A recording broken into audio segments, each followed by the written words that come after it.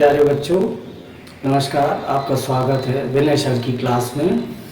आज मैं आपको सिखाने जा रहा हूँ कि ज़्यादातर हम लोग जो ट्रांसलेशन सीखते हैं वो एक्टिव वॉइस के ट्रांसलेशन हुआ करते हैं, और जब हमें आवश्यकता पड़ती है कि कोई पैसिव वॉइस का वाक्य है हिंदी में, उसकी इंग्लिश कैसे बनाएंगे तो बहुत कॉम्प्लिकेटेड हो जाता है, आपको दिक्कत आती है।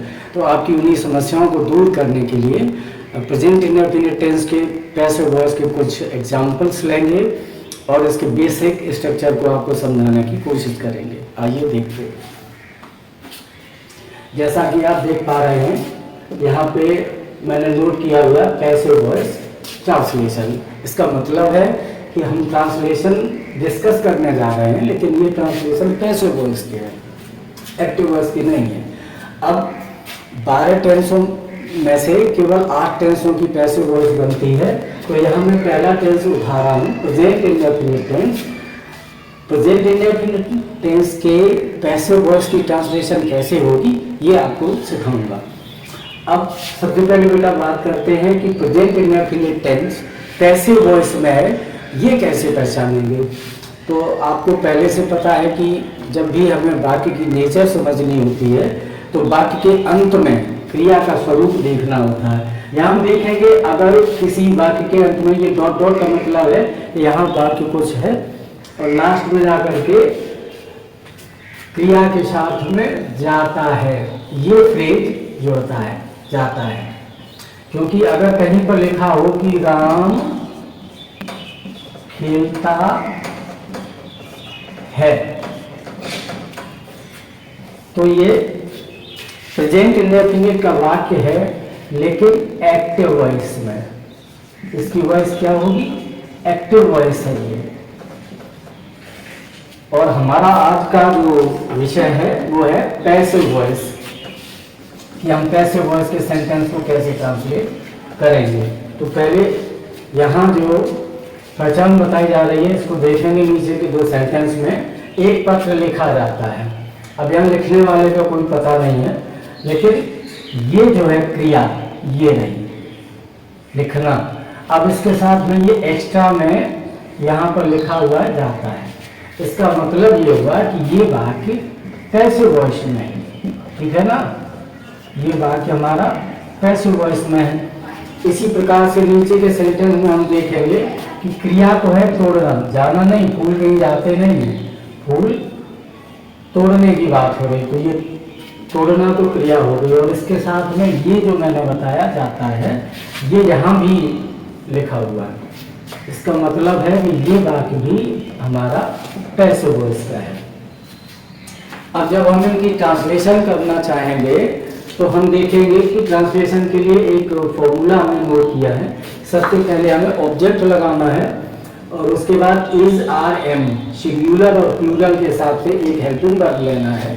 फिर वर्ब का थर्ड फॉर्म लगाएंगे, फिर बाई लगाएंगे और उसके बाद नॉमिनेटिव केस यानी सब्जेक्ट का नॉमिनेटिव केस स्थिति के अनुसार लगाया जाएगा। अब हम देखते हैं कि ये जो हमारा पहला वाक्य है, एक पत्र लिखा जाता है, इसी को पहले ट्रांसलेशन हम करेंगे। तो सबसे पहले हमारा ऑब्जेक्ट क्या है इसमें? एक पत्र, ये। तो सबसे पहले हम इसकी इंग्लिश लिखेंगे ए लेटर, ठीक है। Is, are, am. आप बताइए इन तीनों में से कौन सा लग सकता है।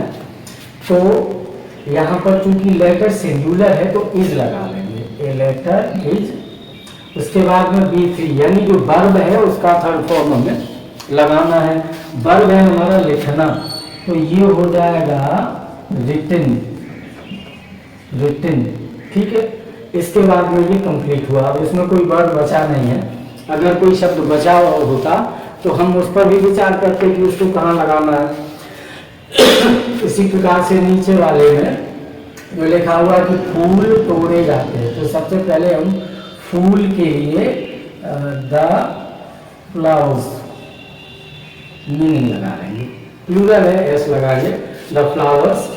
अब हमारा ऑब्जेक्ट यहाँ पे हो गया। अब ऑब्जेक्ट के बाद में हमें क्या करना है, या तो इज लेना है या आर लेना है। एम केवल आई के साथ आता है, तो ये प्लूरल है तो आर लगेगा, द फ्लावर्स आर।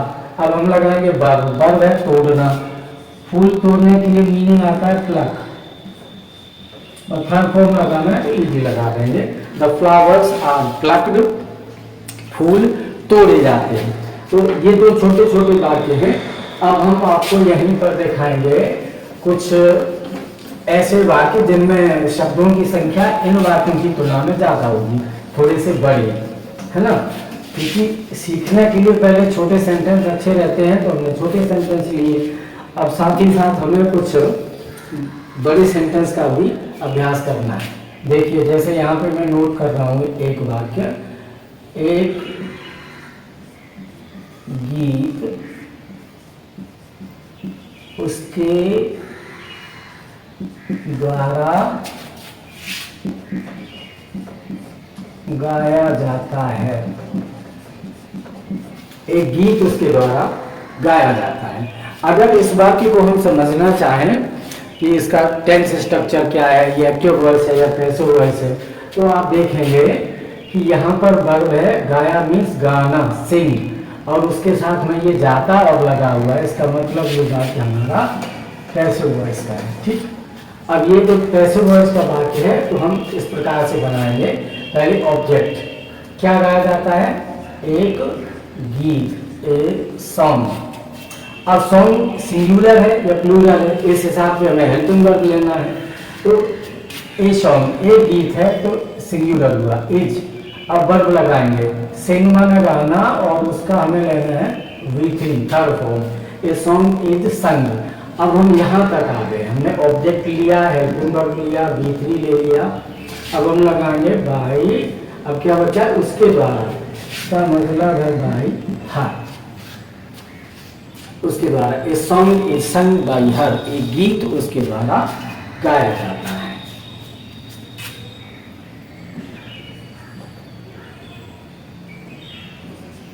मेरे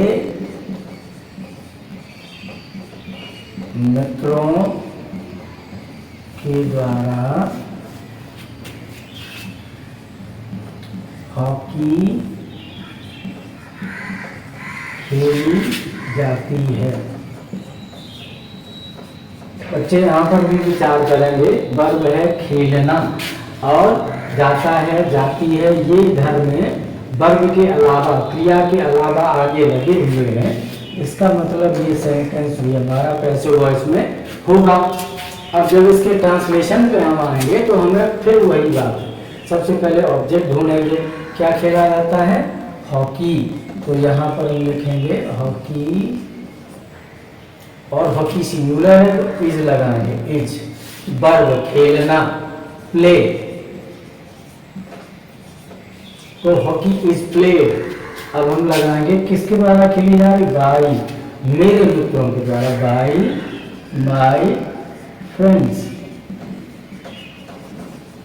बाई माई फ्रेंड्स, हॉकी मेरे मित्रों के द्वारा खेली जाती है। इसके बाद में हम एक दो एग्जाम्पल लेंगे नेगेटिव सेंटेंसेस का, कि अफर्मेटिव सेंटेंस को हमने सेट करना सीखा कि कौन सी चीज़ कहाँ लगेगी। सब्जेक्ट की जगह ऑब्जेक्ट, कैची सिस्टम चलता है, सब्जेक्ट की जगह ऑब्जेक्ट और ऑब्जेक्ट की जगह सब्जेक्ट। अब हम देखेंगे दो तीन नेगेटिव सेंटेंस को, कि नेगेटिव सेंटेंस की ट्रांसलेशन अगर पैसिव में आ जाए तो किस प्रकार से की जाती है। वही सिंपल सा तरीका है कि क्रिया के बाद नॉट लगा देते हैं।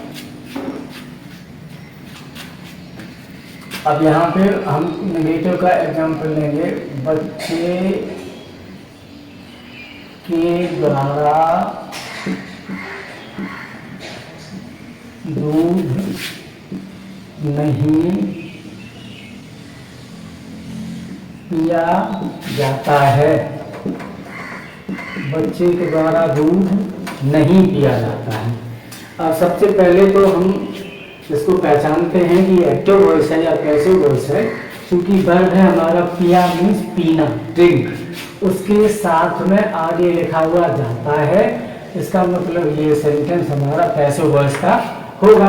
अब चूंकि सेंटेंस नेगेटिव है तो जो अफर्मेटिव का हमने रूल लिया है उसी रूल के हिसाब से हम इसको भी सेट करेंगे, केवल हेल्पिंग वर्ब के बाद नॉट ऐड कर देंगे। तो यहाँ पे ऑब्जेक्ट लगाना है। ऑब्जेक्ट कौन है? The milk. The milk is not, verb का थर्ड फॉर्म लेंगे drunk. The milk is not drunk by the child. दूध बच्चे के द्वारा नहीं पिया जाता है। तो हमने क्या किया कि पूरा वही सिस्टम है, केवल ये नॉट लगा दिया कहाँ पे? हेल्पिंग वर्ब के बाद में। जो हमारी हेल्पिंग वर्ब है उसके बाद में हमने नॉट लगा लिया। नेगेटिव में केवल इतना ही हमें नया करना होता है और इसमें कुछ भी नया करने की जरूरत नहीं है। कपड़े नहीं धोए जाते हैं। वर्ब है हमारा धोना और ये जाते हैं एक्स्ट्रा में लगा, इसका मतलब ये पैसिव वॉइस है। अब हम इसकी ट्रांसलेशन बनाएंगे। दी क्लोथ्स आर, यहीं पे लगाएंगे नॉट और B3 लगाएंगे, वर्ब लगाएंगे वॉश्ड। ठीक है, the clothes are not washed. अब मान लीजिए अगर कहीं कोई सेंटेंस आ जाए क्या से, इंटरोगेटिव ए के स्ट्रक्चर में कि क्या फल खाए जाते हैं, क्वेश्चन मार्क। तो बेटे सबसे पहले तो देखेंगे कि ये हमारा वर्ब है, खाए मीन्स खाना, ईट, और ये जाते हैं, जाता है, जाती है, ये एक्स्ट्रा में जुड़े हैं, इसका मतलब ये सेंटेंस पैसिव वॉइस में होगा। अब चूंकि इसमें एक फर्क आ गया, अभी हम जो प्रैक्टिस कर रहे थे वो अफर्मेटिव की थी, नेगेटिव की थी। अब यहाँ इन्होंने शुरू में बोल दिया क्या। जब शुरू में क्या बोला जाता है तो इंग्लिश में हम एच माने हेल्पिंग वर्ब को आगे लाते हैं। अब हेल्पिंग वर्ब हम लगाएंगे आर, क्योंकि फल एक से ज्यादा है। आर द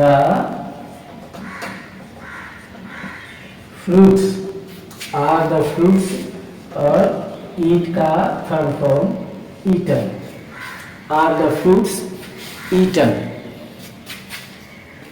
अब एक एग्जाम्पल लेते हैं, क्या पत्र लिखा जाता है? क्या पत्र लिखा जाता है? ये सेंटेंस भी लिखता है नहीं, लिखा जाता है, इसका मतलब ये सेंटेंस पैसिव वॉइस में बनेगा। और चूंकि सिंगुलर है तो हम आगे लगाएंगे is A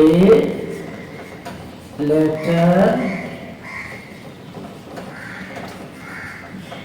retain, is a letter written, हमारा सेंटेंस कंप्लीट हुआ। अभी मैंने आपको प्रेजेंट इंडेफिनिट टेंस के पैसिव वॉइस के हिंदी से इंग्लिश ट्रांसलेशन सिखाने की कोशिश की, जो कि अफर्मेटिव, नेगेटिव और इंटरोगेटिव ए तक आज हमने कंप्लीट किए। नेक्स्ट वीडियो में हम आपके साथ डिस्कस करेंगे कि इंटरोगेटिव बी और इंटरोगेटिव नेगेटिव सेंटेंस की पैसिव वॉइस ट्रांसलेशन कैसे की जाती है। धन्यवाद।